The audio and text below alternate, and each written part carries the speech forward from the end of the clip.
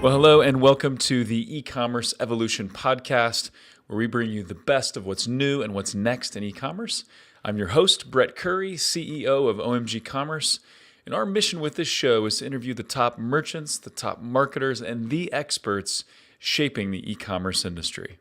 This episode of the E-commerce Evolution podcast is brought to you by Zipify and their flagship app, Zipify Pages. Zipify Pages is an e-commerce sales funnel and landing page builder that seamlessly integrates into your Shopify store. Just start with one of a growing list of templates and then customize and go. These templates are created by my friend and 8-figure e-commerce store owner, Ezra Firestone. Each template is built with proven conversion elements, but also features a simple drag and drop editor. So you can truly make these pages your own, so you can customize and tweak and test and create some awesome landing pages and sales funnels. So check out all the details, sign up for the beta at zipify.com. Well, hello everyone. Welcome to episode 4 of the E-commerce Evolution podcast. Today is all about marketplaces, and my guest is Mr. Mike Ugino, co-founder and CMO of Sellbrite, a multi-channel listing and inventory management software. And Mike is a brilliant guy, knows marketplaces inside and out. He actually started in brewery marketing back in the day, transitioned to e-commerce, and he helped a hardware store grow from 25 million a year in online sales to over 80 million a year in online sales. And one of the largest sources of growth for them was marketplaces. So, of course, we'll talk about Amazon, how to be successful on Amazon, but we also dig into Walmart.com, Jet.com, Etsy, and a few others. We'll talk about mistakes to avoid, tips, trends, lots of other good stuff. So please enjoy my interview with Mike Ugino. Mike Ugino, welcome to the show. Thank you so much for coming on. Really excited to have you here today. Hello. Yeah, hello how's from it going? Los Angeles. Good. Excited to be on. Thank you so much for the invitation. Yeah, absolutely. Always love to talk to you. Love to hear what's going on with the marketplaces. I know you guys have your finger on the pulse of what's going on with marketplaces, and man, talk about a topic that's relevant that every merchant needs to be considering and thinking about and forming their own strategies on.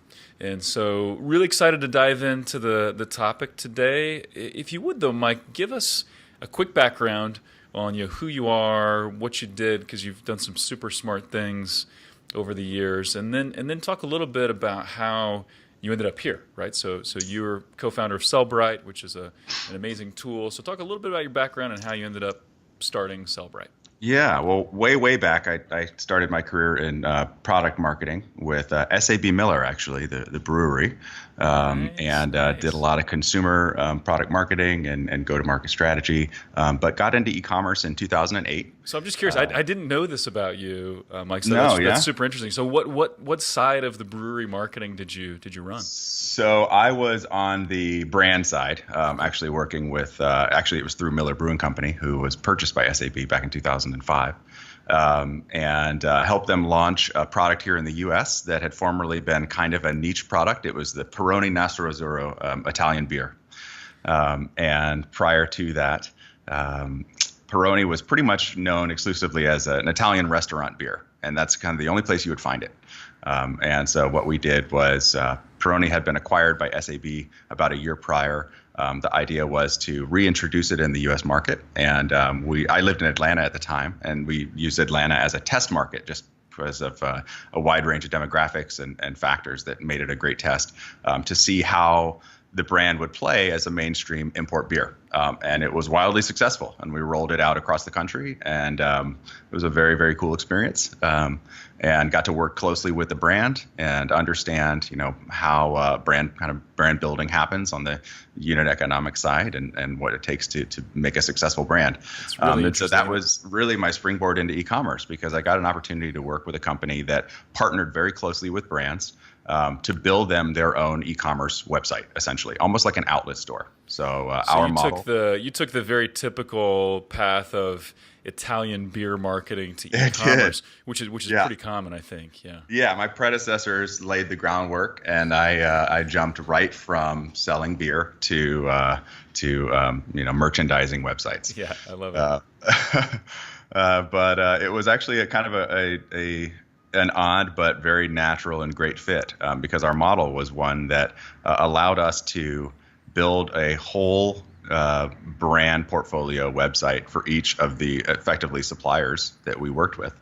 And so I became a buyer and a merchandiser for a portfolio of different brands, different websites, really, and realized over the course of a few years that more and more of my business was being diversified across multiple platforms beyond just my own websites. So same store sales year over year, harder to comp against. Saw sales growth on Amazon that was tremendous, on eBay that was tremendous, selling on Sears at the time, selling on shop.com, buy.com, which later went on to be Rakuten. And saw these sales continuing to grow and realized, I've got to change my merchandising strategy and bring in more product to leverage these channels because every channel was a little bit different. And B, realized that it was actually kind of difficult. It was difficult to pull it off from a technical standpoint. And that's actually where I met my partner, my current partner, Brian, who was working with the department at that company that was helping us expand to marketplaces. And he also realized that it was very challenging. And we looked at some larger tools at the time. We actually looked at Channel Advisor, who's still around today, Sure. And found it to be cost prohibitive for our business, even though at the time our company was doing roughly $40 million a year in annual revenue. So we were fortunate enough to be able to build some tools internally, but those were also difficult to build, difficult to manage. And we realized if we're struggling with this, there have to be so many other companies struggling with this. There's got to be a better way to do it. And that was the springboard for building Sellbrite, which was really born from our own pain and our own learnings in e-commerce. Which is where I believe most great ideas come from. You experience pain, you figure out a solution, you go to market, which is the way things work. I think so. And it gives you a little bit of empathy, too, for just how hard the problem really is, particularly for companies that have fewer resources and are really, really struggling, really need help, and know that with just a little bit of technical advantage and some advantage that traditionally favored the wealthy, if they had the tools that some of their bigger competitors had, they would be able to be truly successful. And that's really what fuels us to this day is watching our customers come in and utilize our software and really grow. And so talk just briefly, because I think this will be a good setup. Some of those pain points that you experienced when you were at CPO, I believe was the name of the company. Yep. What were some of and talk a little bit maybe about the products you guys sold just briefly, but what were the pain points you were experiencing that you were trying to fix with kind of your internal homegrown tool and that now kind of Sellbrite helps with? Yeah, well, we really focused on home improvement goods, but that is a very broad category. So we sold everything from appliances and vacuum cleaners and hot water heaters to cordless power tools, really anything in the tool and construction world, to $30,000 generators or metal gear lathes, like highly specialized equipment. So we sold a whole wide range of price points and items and brands. And really the pain points were all very similar. It was the ability to manage inventory across channels so that we didn't get into trouble selling products we didn't have. That becomes particularly important when you incorporate marketplaces where you're not the landlord, you're a tenant. And in addition to that, it was managing product data. We had a team of people that were entering and cleaning up product data all day long because that's what it takes to have a consistent professional presence across multiple channels. You have to have good data. It all starts with having good data. So getting the data into your system, managing it in one spot, and getting that data onto the sales channels, that coupled with consistent and easy inventory management those were our biggest pain points. Obviously, we had growing fulfillment problems that change dynamically, and as you grow from 10 million to 20 to 40 to 100, it continues to evolve and be complex, and so you've got to adapt on the fly. But the problems of managing inventory are consistent from day one. Yeah, totally makes sense. And I'm excited to dive into more about Sellbrite later, and we'll dig into some of the specifics there. I think it's great for people to even just think about how do we manage marketplaces better, whether you use a tool like Sellbrite or something else. But we'll dig into the details on that in a little bit. I want to look at marketplaces from a higher level for just a minute. And I think really, if you look at a merchant, they usually have one of two perspectives on marketplaces. One, they either view them as a competitor, right? So the marketplaces are my competition, and I want to drive all my traffic to my site and be in control of that customer experience, and I only want to sell there. Or the merchant sees marketplaces as a great channel for growth. And I really think that first option, that's becoming more of the exception rather than the rule. There are some merchants also that kind of view a little bit of both, right? The frenemy thing, like, yes, I do want to sell on Amazon because I feel like I have to, but they're also kind of a competitor, and so I'm a little weary of it. But talk a little about, if you would, what are the pros and cons for selling on marketplaces? Maybe not necessarily to convince someone, because I think most people are probably either convinced or not at this point, but pros and cons on selling on marketplaces, and what should merchants consider there? Yeah, well, there are a couple of clear pros, if you will, and that is that there's massive sales potential. Really, with few exceptions, if you add marketplaces to your portfolio, you're going to see increased sales. Very rarely does that not happen, and largely it is your own fault as a retailer. I mean, it's that easy to add to your sales. Another thing that I think is a pro of selling on marketplaces is that the unit economics can actually be pretty attractive. You can have a predictable cost of sale. You know exactly what the commissions are going to be, and that is based on a built-in traffic base. So you don't have, if you're used to driving your e-commerce business with fluctuating ad spends and budgets, that gets simplified quite a bit. So, I don't think that can be understated, being able to predict the P&L, if you will, of adding to your business.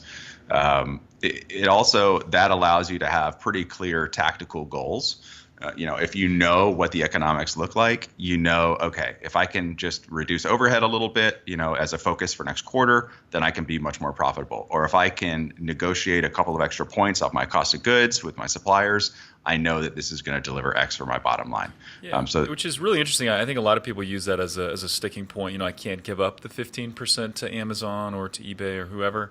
But you're going to have a cost of sale regardless of what you do. We do a lot with Google Shopping and paid search, and there is a cost of sale there as well, Absolutely. Obviously.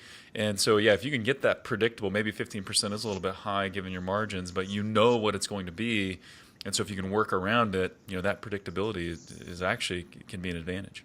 It absolutely can, and depending on the vertical that you're in and how competitive it is, 15% when you include everything built in, it really isn't that terrible. I mean, for a cost of marketing and transactional and everything that comes with it. So, I would argue that it actually is reasonable. If you understand that and you understand what the alternative is and have a way to make that cost of sale, work for you a little bit better. Yep, and agreed, with those tactical agreed. goals. Another pro is that there are many marketplace only customers that like to shop only on certain marketplaces. I mean, so that, this goes back into increasing sales, but you're going to be able to target those people if you make your products available, and obviously you can go and you can promote and run, ads on various marketplaces as well to get even more targeted. But there are a lot of customers that only like to shop on certain marketplaces or niche marketplaces. If it's a very, very specialized vertical, like bike products or things like that. Another, I guess, the last pro is marketplaces can be, if you're a merchant that is normally a little averse to the idea or feel like a marketplace is a competitor, it can be a distribution channel for the products that you don't want to feature anymore. So out of season goods, E&O, excess and obsolete, returned items, things like that. It can be a great way to help you free up cash off your balance sheet. Now, as far as cons of the marketplaces, the flip side of the economics can be attractive argument is that the economics can also be a little bit difficult, right? I mean, if you are running on thin margins, that additional cost of sale can be difficult for you. That's something that you just kind of have to weigh into whether or not it's the right fit, what your model looks like. Really, I think though the biggest con to selling on marketplaces, if you will, is that there's very little brand loyalty. So Right. it's a highly transactional relationship. You don't own that customer relationship once they You don't buy own the your customer product. at all, right? And to various extents, you have the opportunity to promote your brand and who you are. But some marketplaces really don't want you doing that at all. They want you to be a price and an ability to ship, and that's really it. And that no example is clearer of that than really Amazon, where you have very limited brand property. So, that's a clear con. I mean, we as retailers are always thinking about, how do I get repeat business? How do I build my brand loyalty and lower that cost of sale over time? How do I build something that's defensible? Well, a marketplace is not a great way. Adding marketplaces or solely relying on marketplaces is not a great way to build a defensible, brand. Yeah, I agree. And I think where some people fall into a trap is if they think they can only do marketplaces or only do marketplaces forever. And you're right. I mean, Amazon owns the customer relationship, and Amazon has all the customer loyalty. And probably if someone's buying your product, unless it's a brand you manufacture, they're not even thinking about you as the seller who's getting the goods to Amazon. They're just thinking about Amazon and the product. And so I think you have to view it as part of the whole. This is a channel where I can drive a lot of sales, and then I can use those profits to further grow my business and to grow the brand and tell the brand story in other ways. And so I think really, just like with most things in business, you have to understand the nature of marketplaces and how do you utilize them, and not being too dependent on them, but also not ignoring them, because customers are shopping there, your competitors are there, and so if you're not there, you're potentially missing out. And so it's at least something you've got to consider there. So, okay, Yeah, for sure. Very good, awesome stuff. So we'll talk about Amazon more and as we just go. Yeah, go ahead. Not to cut you off, Brett, but just to make your point hit home. I mean, I work with Amazon merchants all day long, helping them sell through Amazon's marketplace. And when I buy on Amazon, I am totally guilty of not taking the time to understand who I'm even shopping from. I mean, it is that transactional. I feel like if anybody should have empathy for this, it should be me. Yeah. But it's just, that's how transactional it is. And that's what Amazon wants, right? They want the shopper to not think about anything but, okay, that's the product I need. Okay, maybe I want to read some reviews on it. I want to pull the trigger. I want to click with one click. I want to have it, signed, sealed, and delivered. And they're really, really good at it. So it's, take that for what you will. Yeah, it's so true. Now, I'll make a quick plug for a great product that I highly recommend. I'm a huge hot sauce fan. And so my wife and I found this hot sauce when we were on a cruise to Belize a few years ago. Oh my God. Called Marie. Is it Marie Sharp's? Yes. Oh my Marie God. Sharp's. It's my favorite hot sauce in the world. I put that on everything, man. I put that on absolutely everything. I am completely addicted to it. But, brought it back from the cruise. One of my kids dropped it and broke it, and I was devastated. I didn't think I could find it. But, we looked on Amazon, and of course it's there. But I know I'm not buying from Marie Sharp's. It's maybe hot sauces 35 unlimited or whatever, but I don't even know. I'm thinking about Marie Sharp's and thinking about Amazon makes it all easy. So yeah, that's amazing. I rarely meet people that know about Marie Sharp's, so that you just made my day. I even considered buying my in-laws some so that it would be there when we have dinner there, because I've been there eating tacos or something, like, we need good hot sauce. But, for all of you listening out there, it's a carrot-based hot sauce. Yeah. I highly recommend. Carrot habanero. Oh man, so good, so good. Cool. So we'll continue to talk about Amazon. There's a lot to cover there, but I think it's important to look beyond that. And so, from your perspective, Mike, what are some of the biggest marketplace opportunities for 2017 outside of Amazon? Yeah, well, there's a lot. I mean, I'm going to start with talking about eBay, actually. eBay gets a lot of flack for being kind of an older marketplace and on the decline, but that's actually not true. I mean, eBay had a great year last year. They added a lot of shoppers to their marketplace globally. I think they reported adding, several million new shoppers on the eBay marketplace for the year. Yeah, and they're still growing, right? I mean, they're growing maybe in the single digits, but I think that's kind of the rub, is people are like, well, e-commerce is growing at 15%, so if you're below that, you're not growing. But the truth is, eBay is still growing. Yeah, the reality is eBay actually slowed down their growth, but is now kind of turning things around. So, eBay there was some reason to criticize eBay in years past, but they're making some great moves. And, one of the things that we're most excited about is their structured data initiative, which is effectively trying to implement a catalog, an internal catalog on the eBay marketplace to help merchants that are listing products enrich their listings, centralize product data so that as a shopper you're seeing a consistent experience. When you're looking at maybe the same product from multiple merchants, it's helping improve their SEO, and we're really bullish about that. I mean, we actually launched a partnership with eBay a few months ago that we're really excited about to help merchants get onto the eBay marketplace, merchants that are previously selling, on their own branded store only. I think that initiative alone is going to pay huge dividends.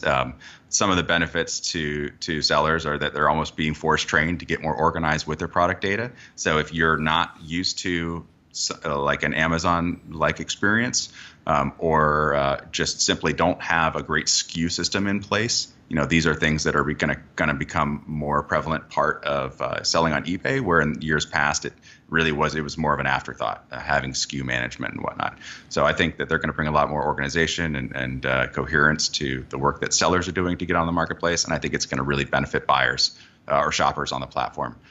Great. So really don't count eBay out. I love it. Count eBay out. Some competition. One last thing about eBay too is that of all of the marketplaces, eBay probably allows the best canvas for promoting your brand, because you can build a custom template that really embodies your brand, and you can make your listings look, as professional and as on target as you'd like. And that's really important. That's a key part of standing out and being successful on eBay.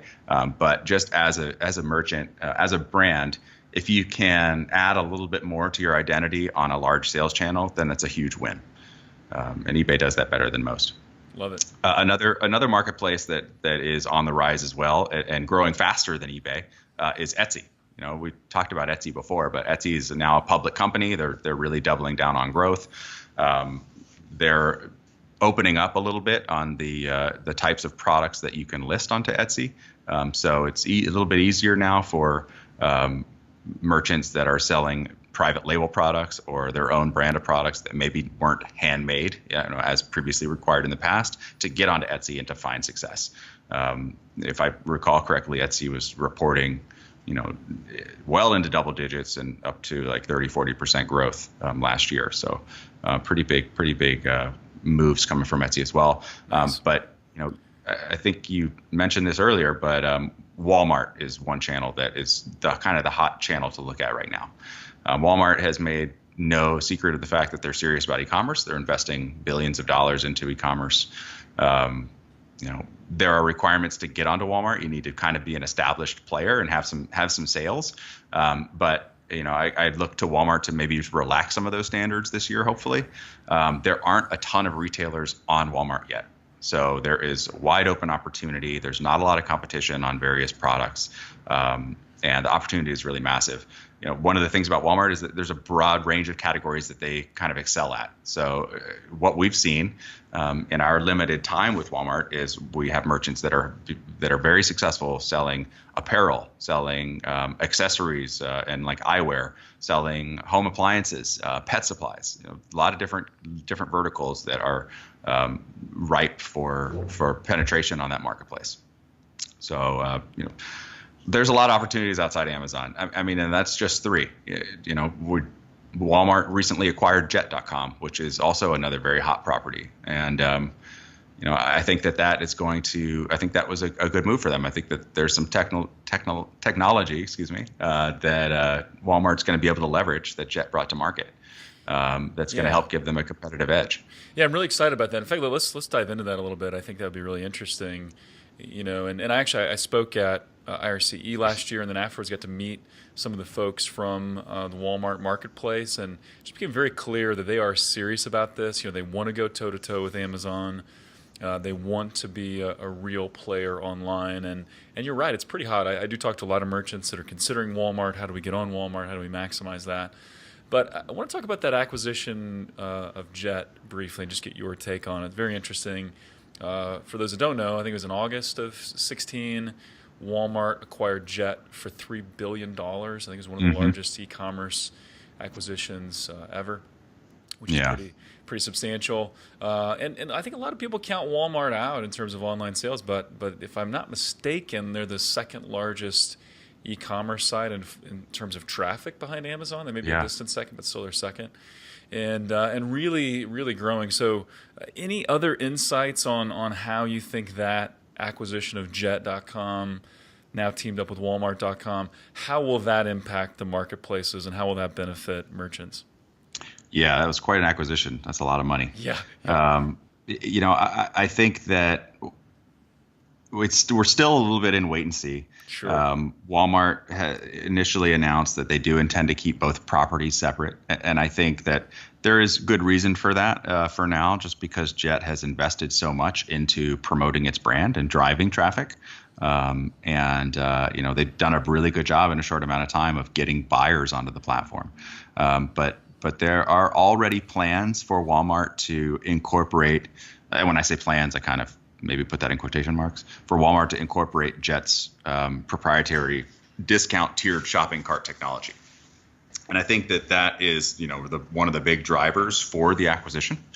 I think that that would give Walmart a strong competitive edge over some of its targeted rivals, be able to offer what they delivers their brand promise, which is offering everyday low prices to customers. So I think that you're going to see them couple quite a bit together.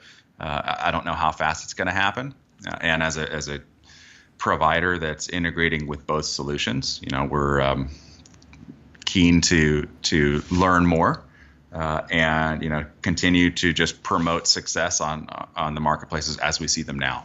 But I do think that there's going to be some technological consolidation for sure. Yeah, I think there will need to be, and maybe some consolidation of the teams, and learning from both sides and kind of combining that into a pretty powerful force, which will be great. What's some of the feedback you're hearing from merchants? Because I think you mentioned those are the two platforms that are the fastest growing in terms of merchants saying, I want on that marketplace. What's some of the feedback you're hearing from merchants as they get on those platforms? Like, where are they seeing success? Is it working well for them? Yeah. Well, the feedback is that it's a little challenging, right? Neither of these platforms came out of the gate saying we want to make it easy for merchants to sell through us. Right. Jet requires full-on third-party integration. You can't go direct. Walmart offers a little bit more of a challenging interface if you're going direct. Walmart is taking a page out of Amazon's playbook in terms of kind of how it's structuring its catalog. They want to try to consolidate products. They want to consolidate product IDs and keep their catalog as clean as possible. And really, that's kind of gives credence to in my philosophy of like selling on any channel, which is that good, clean data helps you win. You need to. So true. You need to own the responsibility of managing your product data as a retailer. That's like rule number one. And the second that you say, okay, I'm responsible for keeping, my product data up to date and keeping it stored locally and not just relying on a third party for my product data. The second you do that, the second you start to get an advantage on a vast majority of merchants that are, in some ways, how do you put this? Made a little lazy by the advent of like an Amazon that allows you to piggyback on its product data, right? Previously to date, in order to be successful, you have to be the provider of product data, whether it's on your e-commerce store or on eBay, but Amazon was the first one to say, we're going to make it really easy to sell products. And that has been great for merchants that are selling on Amazon, and you're seeing a lot of success. But diversifying your strategy, going and becoming a multi-channel merchant, becoming a real retailer, that puts you a little bit behind. So managing your product data, I think, is the key to being successful. Honestly, Walmart offers a ton of category-specific optional fields like Amazon does. So when you're creating, a new product on Walmart, you can really enrich that product and make it highly searchable. Walmart's search is largely driven by those item attributes. So the more time you spend, really clarifying who your product is for, what subcategories and subcategories, the better off you're going to be. And that is tricky. It takes time. There's no denying that it's a challenge, and it's a challenge that, we're excited to be helping merchants solve through Sellbrite. But it is still a challenge that involves, coming to the table with your data in hand. So that's really my key. I mean, it's not revolutionary, it's not cutting edge, but it is like, it's what works, is having a handle on your product information. Yeah, and it kind of goes back to the, use a sports analogy and Vince Lombardi. It kind of goes back to the blocking and tackling. Good football teams block and tackle. And yes, there may be some trick plays or some really cool dynamic things that they do, but if you don't block and tackle, you're going to be out of luck. And we see it all the time where merchants are limited on their data, or they've been sloppy with their data in the past, and it really shortchanges things. We do a lot with Google Shopping Management and running PLAs for clients, and if you don't have clean data there, you're totally hosed, or you're at least put at a disadvantage to the competition. You're going to pay more for things if your data is not clean. So I think you're absolutely right. You have to invest in your data, take time with your data, think about that as a strategy piece. And our data is what allows us to connect to customers and have the right message and the right, get in front of the right people. So I love that you pointed that out. I do think that's huge. Any tips there? And this was kind of unplanned, but any tips on getting your data right? Anything you would you'd advise people on? Oh, I would say be prepared to, when you say invest in that, have a team or a person that's going to help you that understands why it's so important. There isn't one ultimate source of product data. In order to do the job well these days, you're leveraging existing sources, right? You're looking at Amazon, you're searching UPCs, you're looking at the supplier's website, like you're collecting information, and it's not sexy. But I don't necessarily have a secret or a hack for that. Just got to be willing to do the work, right? Have you got to be willing to do the work. Have somebody on your team that owns it, value it, make sure it's stressed to the team that, hey, we will either succeed or do okay, based on our data. So it's interesting. We help some merchants with their Amazon sponsored products and some of their Amazon strategy, and then we also help merchants diversify and start selling on Google and building their own sites and things like that. But I was just talking to one of our merchants the other day who were helping with Amazon sponsored products, and there's actually two of them that kind of work closely together. They're both, the bulk of their business is on Amazon, but they're both now on Jet and Walmart. It's new for them, so this isn't a great comparison, but the volume they're doing on Amazon is probably 20x to what they're doing on Jet or Walmart. But the interesting thing about both Jet and Walmart is you will see listings on Google PLAs, and you're seeing those marketplaces investing in marketing dollars. What are you seeing, just kind of anecdotally from your merchants? Are they seeing volume really pick up with on Walmart and Jet? Like, is that growing noticeably over time? Yeah, absolutely. Now, I'm not privy yet to a lot of Jet information because we're still building our integration with Jet. Gotcha. So for us, really, our data is limited to what we see on Walmart. But there's no denying that the results have come in. They're coming in quickly. There is a massive opportunity, and you pointed at it earlier when you said that Walmart's traffic is not insignificant. No. As a brand, they're a brand that you can partner with and that you really want to work with. And they're a brand that represents variety. So I would say Yeah, we're very excited. There's a lot that we hope to do with Walmart this year to help further promote the Walmart selling opportunity to merchants, and our. I actually haven't had a single conversation with a customer that's come back and said, "Hey, you sold me a bag of goods on Walmart that's no good." Yeah. That has not happened yet. So yeah, I think that's good. Not surprising. Not surprising, but that's great. So yeah. okay, good. Well, hey, we have to talk about Amazon, so let's dig into Amazon a little bit. I love what Amazon's doing. I'm a customer. Yeah, I think it's hard to overstate how much they're growing. They're a massive company, still growing at in the high 20s to 30% year over year. It's just insane. But what are some considerations that you would tell merchants that they need to think about for 2017 and how to succeed on Amazon? Yeah, Amazon is like you said, Amazon's growth is impressive, and it's really lifting all merchants up, including merchants that sell commoditized products or are reselling, in a fiercely competitive vertical. If you are one of those types of merchants that sells commodities and or are reselling product alongside 30 other merchants, I would start to worry about or start getting serious about your source of supply and just your sourcing.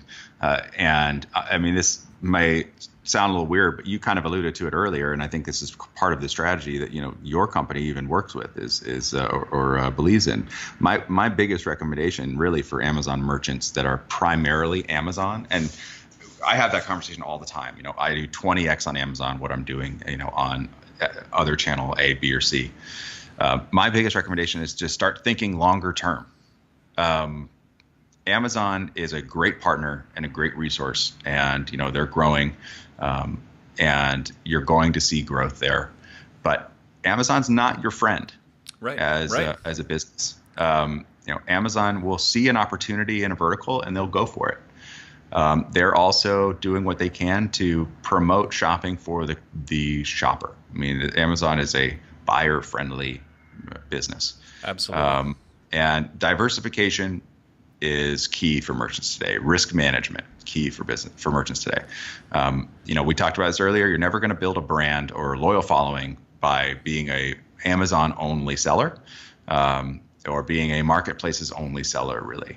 So my recommendation is to start thinking longer term and look at taking your brand and really start investing in having your own destination where you can own customers, where you can start practicing some email marketing, some repeatable business, driving repeatable business.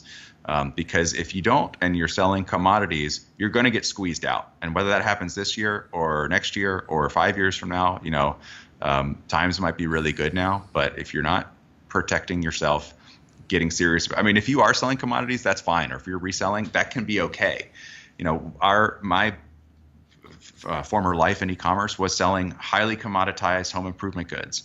But we got serious about our supply and our sourcing. We partnered very closely with the manufacturer. We tapped into sources of defensible inventory, unique inventory, reconditioned product, returns, E&O, things that we could get our hands on that we knew other people couldn't.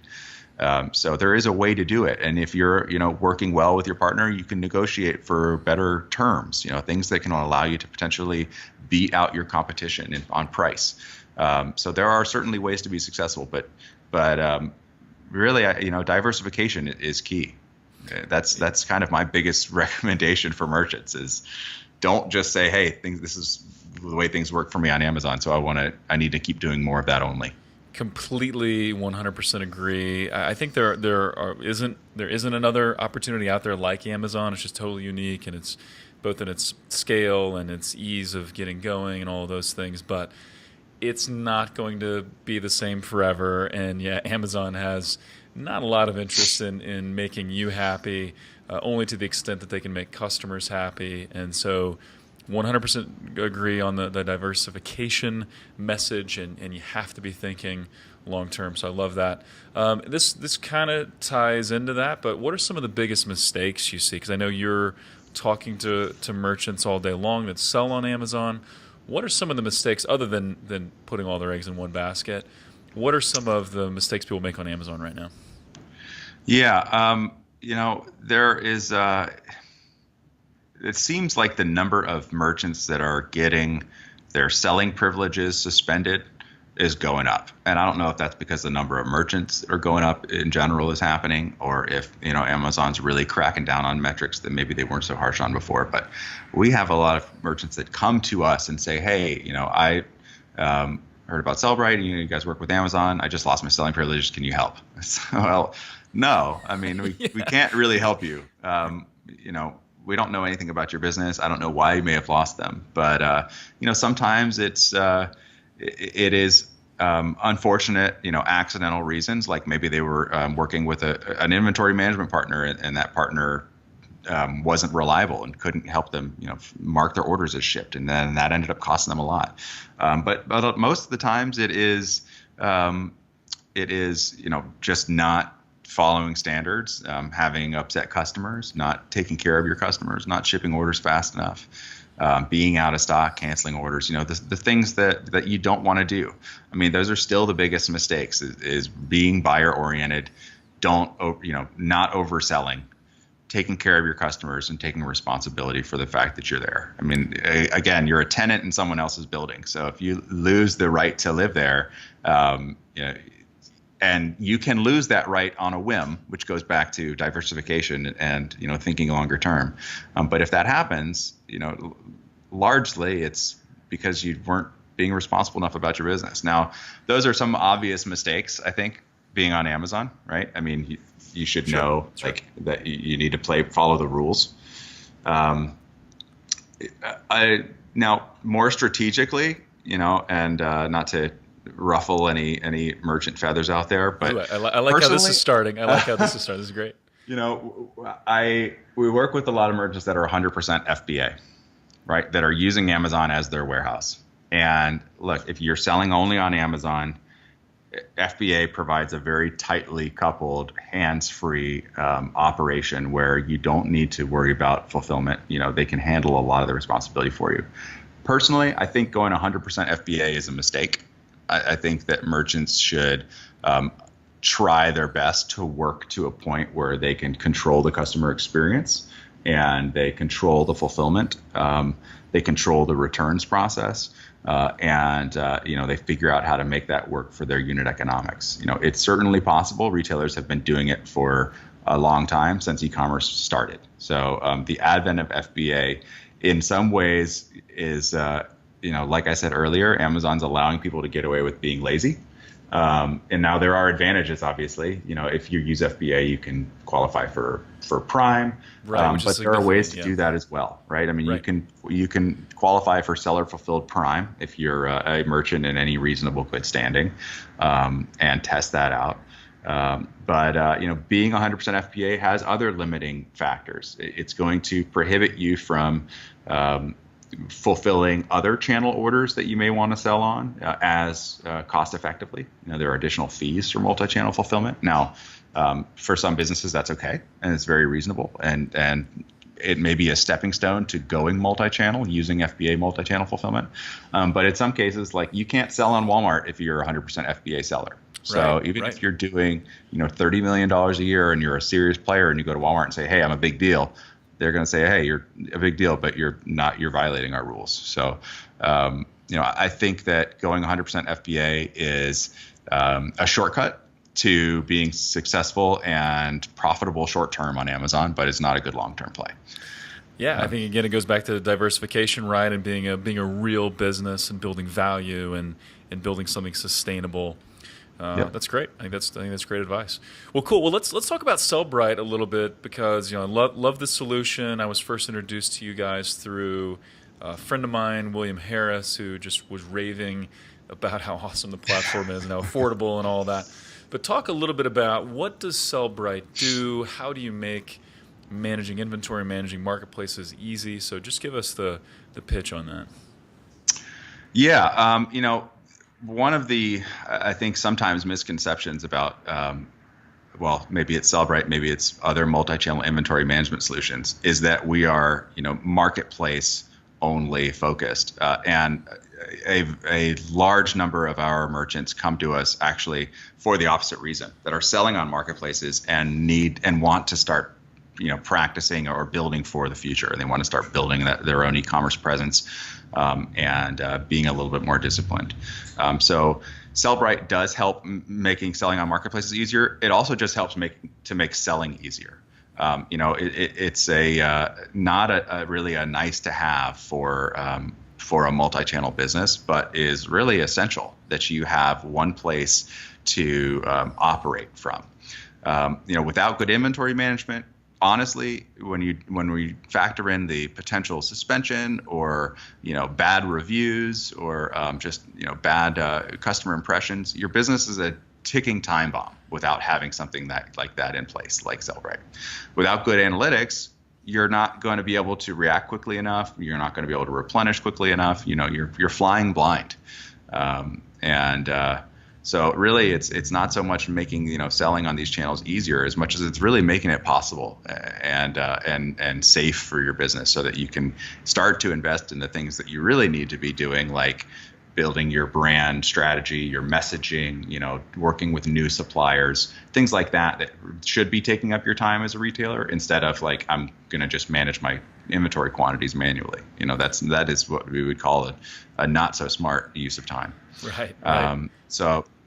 So really, our goal is to make commerce easier and more successful. We integrate with a host of different e-commerce platforms and marketplaces, and our goal is to aside from managing inventory, which is kind of a common denominator for a lot of inventory management solutions, but we do help you list your products onto those channels. So Sellbrite is in a lot of ways a mini PIM system, and helps you manage your product information. So your catalog would live in our system, and from there we can help you list onto various channels and keep everything in sync, nice and easy, as well as manage your quantities, help you ship orders. We've got fantastic shipping integrations, run reports, and really everything that a retailer needs to do in order to, again, spend the time on the things that matter and are actually going to help them move the needle. Yeah, and so that's where we go back to the data component, and where you guys can really help someone get good, clean data and then make sure they send that out everywhere. Is that also something you guys help consult with or advise your customers on, how to really get good data and how to win in some of these marketplaces? We do. So we don't actually offer we don't charge for our expertise. We work very closely with anybody that uses our software. You can have a dedicated success manager that will work with you to set goals, to talk about best practices, to understand exactly what your business is doing today and what it really needs to do to move forward. Unlike some of the solutions out there, we're not a consulting house. I mean, we're a software company. We're purely focused on our people and our product. And we talk, to our customers really about everything that they could potentially be doing better and how they can accomplish it through Sellbrite. There's real benefit there, because you guys are in the marketplaces day in and day out, talking to merchants every single day, so you guys know your stuff. Yeah, thanks. It's there's a lot to learn. Every day I learn something new, and we have some incredible customers that are teaching us about new features on a channel that maybe weren't very well announced, or things that we didn't know of before, helping us realize pain points that we never had even realized before. It's a fantastic industry to be in, and there are a lot of cool products out there solving all sorts of different problems for retailers. So if you aren't in retail yet or in e-commerce and you're thinking about it, there's never been a better time to start a retail business and better tools to help you get going. Yep, love it. So where can people learn more about Sellbrite, maybe start their 14-day trial? Yeah, we're really easy to work with. You just go to sellbrite.com and you can start a trial of our software. We will reach out to you immediately, and your onboarding manager will work with you to understand exactly what jobs you need us to help you with, and set that plan in motion. We're very hands-on. You can also schedule a call to talk with us if you want to just chat about your specific requirements. Again, we're really easy to work with, so you can go to sellbrite.com and learn all about us. If you're going to be attending IRCE in a couple months, we just confirmed that we're going to be there. So booth 575, would love to see everybody. Super excited about that. In fact, I hear we are going to be neighbors. The OMG Commerce booth, right next. That's to Sellbrite. true. Was not planned, but hey, it's awesome, and we'll take it. So I look forward to doing our next podcast live from IRCE face to face. Let's do it. Let's schedule it. Let's plan it right now. I love it. So very good, Mike. This has been tremendous. We'll definitely have you on again to talk marketplaces. Do check out Sellbrite and see what they have to offer. Also, I can't understate how awesome your blog is. And you guys work very hard to get some really dynamic pieces on there, how to grow your e-commerce business, how to grow on marketplaces. It's kind of anything and everything e-commerce, very well curated. And I'm not just saying that because I'm one of the authors, but it's very good stuff. So you got to check out the blog at Sellbrite as well. Thank you. There's a lot of different topics. Anything from driving traffic to pricing strategy. We're working on some really exciting content for this year too. So thank you for mentioning that, and look forward to sharing that content with everyone. Yep, check it out. Absolutely. So as always, thank you so much for tuning in. Let us know what you'd like to hear more of, what types of guests you'd like to see on the show. Please leave us a review on iTunes if you're so inclined. That helps other folks find out about the show. And with that, we encourage you to keep growing.